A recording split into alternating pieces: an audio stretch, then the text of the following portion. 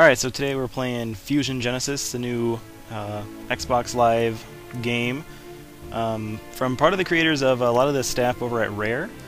So I went online to their website and see that most of them worked on like the Killer Instinct series, which is awesome, and Donkey Kong and Perfect Dark, so they're all really good games. But anyways, this one feels kind of indie almost in the way it's made, just because it's so, I don't know, different, and it's not high budget, and well, you'll see when we start playing. But anyways, I kind of got a lot to say about the game. First thing, you're not really in any way, walked through any of the story or how to play. So like they're not gonna like sugarcoat it and tell you like, oh, you need to press A now to activate your ability, or you need to do this or that in order to advance further. No, you just kind of have to figure it out on your own. So if you're someone that doesn't like to be, what's it called, trained or like railed or whatever towards one direction, then you'll like this game because you can pretty much do whatever you want, and you have to figure it out yourself. Also, the story is so complex and convoluted that it's just not that good. I'm sure it would be better if there was, I don't know, voice acting or actually like story segments beyond little quips at the top of the screen between missions and stuff like that, like you can kind of see right now. But other than that, the story is a grand space epic, but there's just not enough, fluidity between events, and enough reason for you to care to really, care. So, at its core, the game is a dual-stick shooter. So I'm moving with the left, and you can fire with the right. And then the game also offers a lot of customization. So you can see the two things next to me. See, they're firing right now. I'm not doing anything. Those are my sentients, and they're basically familiars. And so what they do is a variety of things. You can get some that focus on firing laser beams, like that one's doing, or some that shoot little bullets, like I shoot. And you can get, I think, up to 4. It depends on whatever your ship is, but you can customize them to do whatever you want. And they're pretty smart. They're also really, really accurate. So that's pretty cool. Also, you can outfit your ship to do pretty much, or to fit any style that you really want. So you can also buy several of them, different ships, and certain ones do different things. So before I get ahead of myself, let me say your ship can be equipped with different blasters. Like I just have the standard like rail shooter, but you can actually use those lasers, or you can get missiles to fire at other enemy ships. You can also increase your boosting ability, like I'm boosting right now. You can do that. If you don't want to have any guns, you can just sacrifice one of your gun slots for another one of your sentient little familiars. And different ships have certain like abilities. So I'm trying to think. I think I'm in something called the Scorpion right now, which is more of like a gunner ship, so it does like more damage. But the ship you start out with is a scouting ship. I think it's called the Spider or something like that. And that one doesn't really do as much damage with its weapons, but it's super fast and it's really agile. So I'm actually kind of moving almost like a tank in this thing. Whereas the what is this? Oh, damn it! I wasn't supposed to hit him. But whereas the tank moves slow and the scout moves like really fast. And then there's other ones too. There's like support ships and sentients that can just heal, stuff like that. And then each ship can get special abilities. You can do barrel rolls, so if you like Star Fox, do a barrel roll. You can do all that. You can heal. You can restart this mission like I'm doing.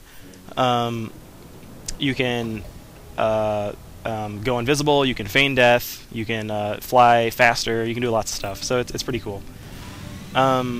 The one thing the game really does have going for it is that it is an RPG at its core. So you're going to be gaining minerals and items, experience points, gold, new missions, like all the time. But there's no real substance to anything. So you're going to keep doing things just for the sake of increasing your numbers, and that's a folly that a lot of RPGs could succumb to. The reason the Final Fantasies are so good is because usually their story is compelling enough for you to actually want to try to keep playing the game. But in this one, it doesn't seem like there's anything going for it beyond your avatar getting stronger. So if you do like that, then you'll feel good about the game. It's not that grindy, actually. If that's actually a word. But you're always rewarded. So you get a lot of gold for each mission. Like sometimes I think I've already gotten like 25,000 for a certain mission, and through the gold you can buy upgrades and stuff, and then you level up pretty generously, and that's because you get experience like up the wazoo. And you also have faction points. So there's 5 different factions that are part of the story. That's hard to comprehend, but each one gives faction experience, and when you get enough, you can actually increase stats to that faction only, and they give special abilities just for that faction. And then if you're using one of their ships, you get it, but if you don't get that ability. So again, more customization. But yeah, it all just feels kind of unnecessary because the game's just there's no really driving force to play besides maybe a sense of getting stronger. And if that's the only thing that's driving you, then you could probably just play another game that has the same feeling but actually offers up something more visceral. But anyways, I got ahead of myself again. One of the cool things is that the game is always online, unless you opt to turn it off, which is just silly because you shouldn't. But when the game is online, you'll see when I get back to my little hub world here, other players just freely roam around wherever they want, and you can join other people in parties and get missions done together. Certain missions can only be done in groups, and it's cool to see your other players online just like floating around and doing stuff. It makes it feel more like an MMO in a way because there's so many other players, and it's all non-PvP besides specific PvP areas, which are called war zones. And when you get into the war zones, here I'm just turning in all my missions. When you get into the war zones, you actually fight other players, and you're fighting for your faction to get points.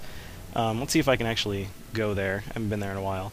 But when you're fighting in the war zones, you can gain PvP points like you would in World of Warcraft, and get special stuff, special items that you can only get that way, and things like that. So it's pretty cool. Here's my galaxy map.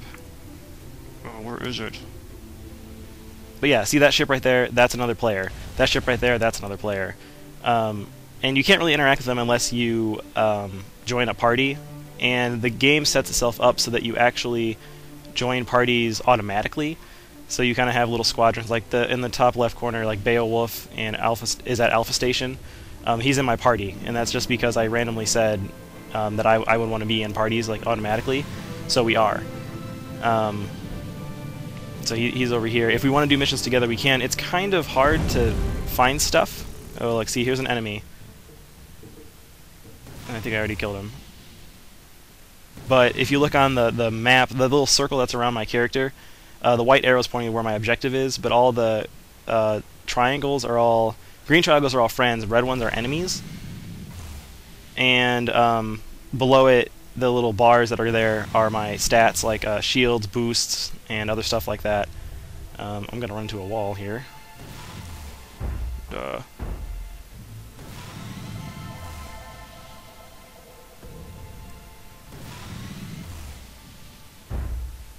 want to try to get up there, see if I can get to this PvP zone. Anyways, more people. So you see, some people have like freaking huge ships, and that's pretty tight. You can get there. Every now and then you do earn missions that you can do that put you in bigger ships. So you're not given the ship that you're usually outfitted with. You're given like a special battle cruiser or something, and the missions usually say things like defend this area for so long, or transport someone here and there, and just basic mission structure. But it's kind of cool to see you know, what you can get if you just keep playing, and that's probably the driving force. It's all, what can I get if I keep playing? So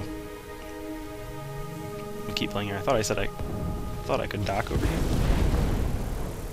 Oh no, mining. You can mine. Those guys are probably pissed. You can mine minerals and asteroids that are floating around whenever you want, and that's how you upgrade your sentient familiars.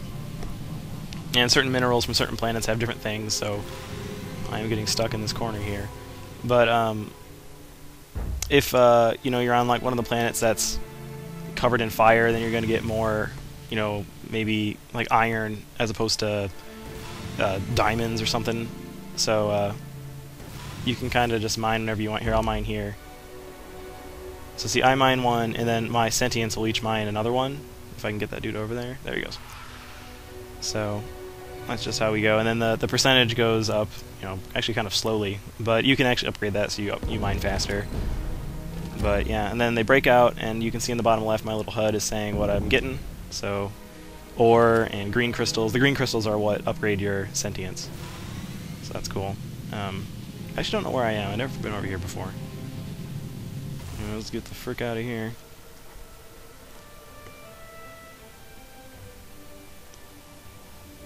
You can't crash into people, so see, I'm right on top of him. You can hit asteroids, though, so yeah, you see me bumping into him here. I can't go there. And that's kind of frustrating, because you can't always tell what's in the background and what's in the foreground. It's a minor nuisance, but it's always kind of strange to just randomly be running, or driving, flying, I guess, and then you crash into something that you thought was in the background. It's a bit more prominent in the actual stages. So this is the overworld, I guess you could say the HUD, if you will. But when you get each mission, you have to teleport to the area it is. And from what I can tell, see, here's a little teleporter. What I can tell, it's all